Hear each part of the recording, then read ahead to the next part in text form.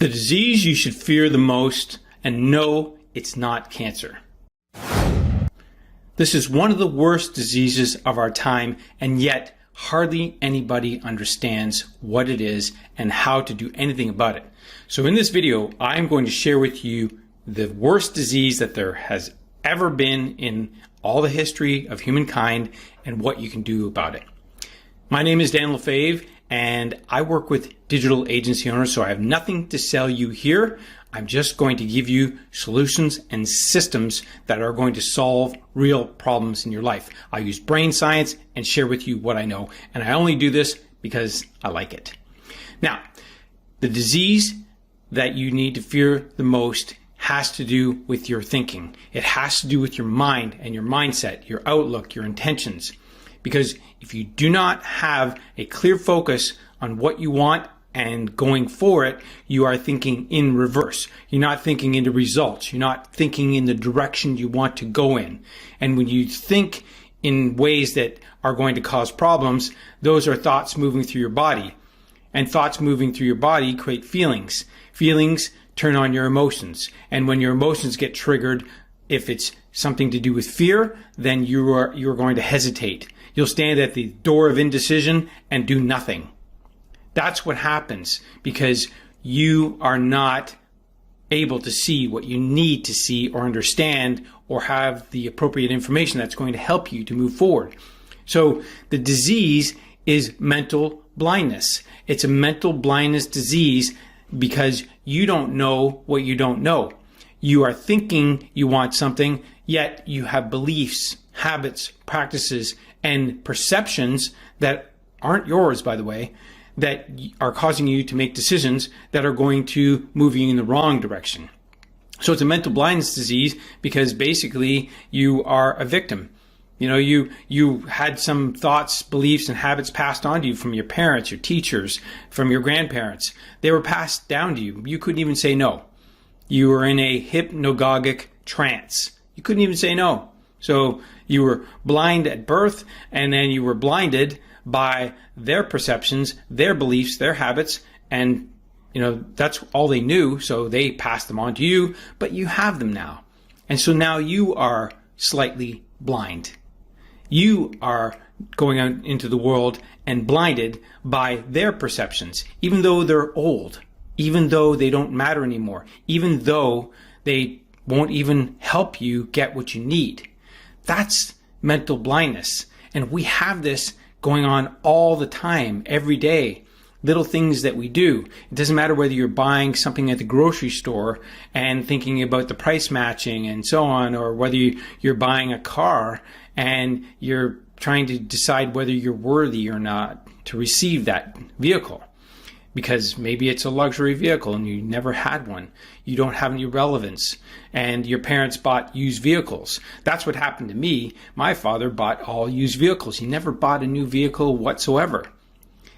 And then one day came when I was buying used vehicles and they were breaking down all the time. I went through maybe 3 vehicles in about a year.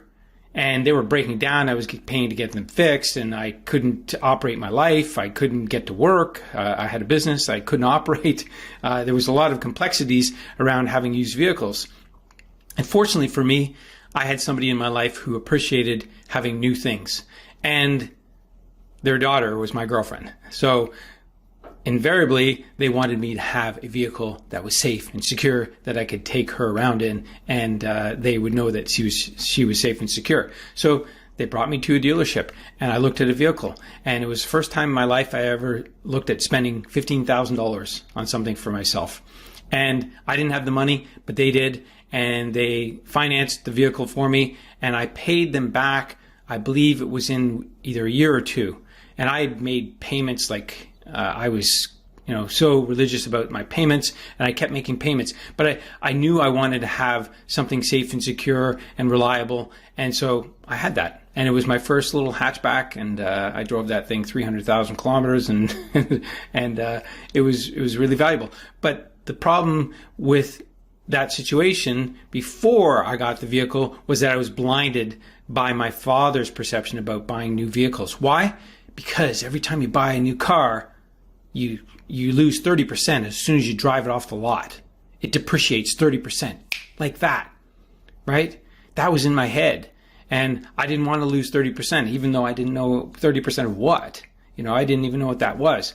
So that's what's going on in your head and in your life. You have perception, beliefs, and habits, and you're blinded by them, and you don't know it. You have mental blindness disease. Everybody does.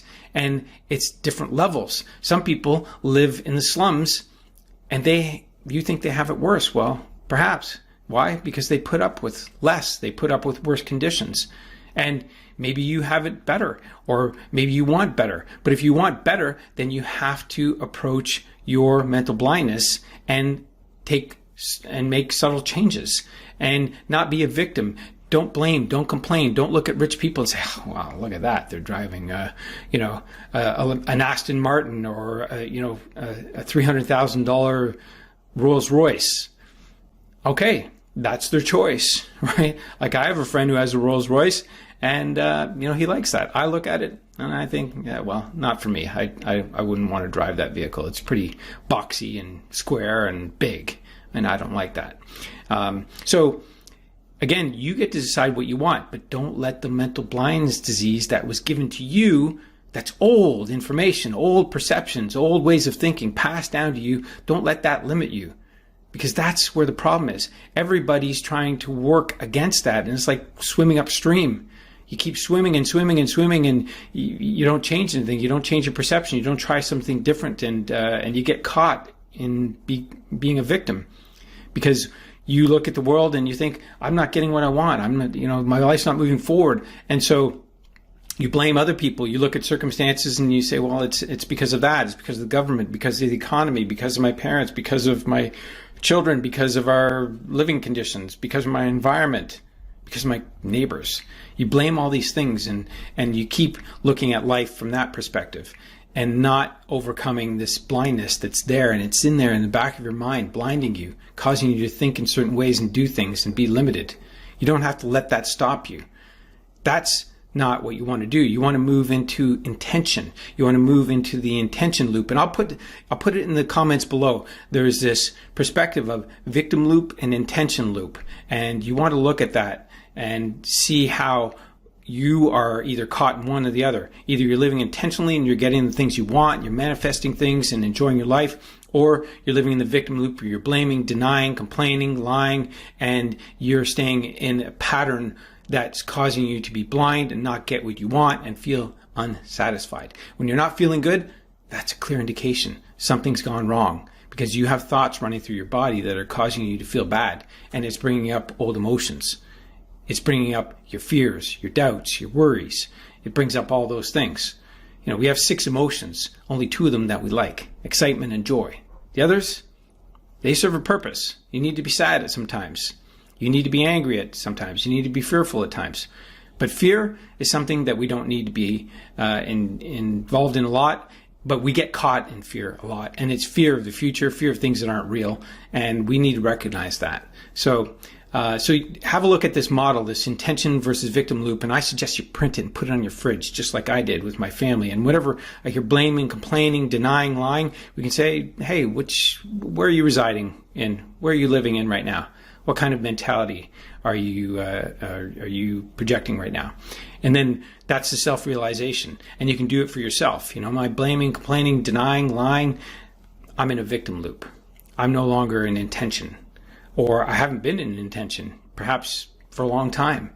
And now you want to move into intention and get the kinds of things you want, and no longer let these old ways and old thought processes hold you back, because you have a life to live.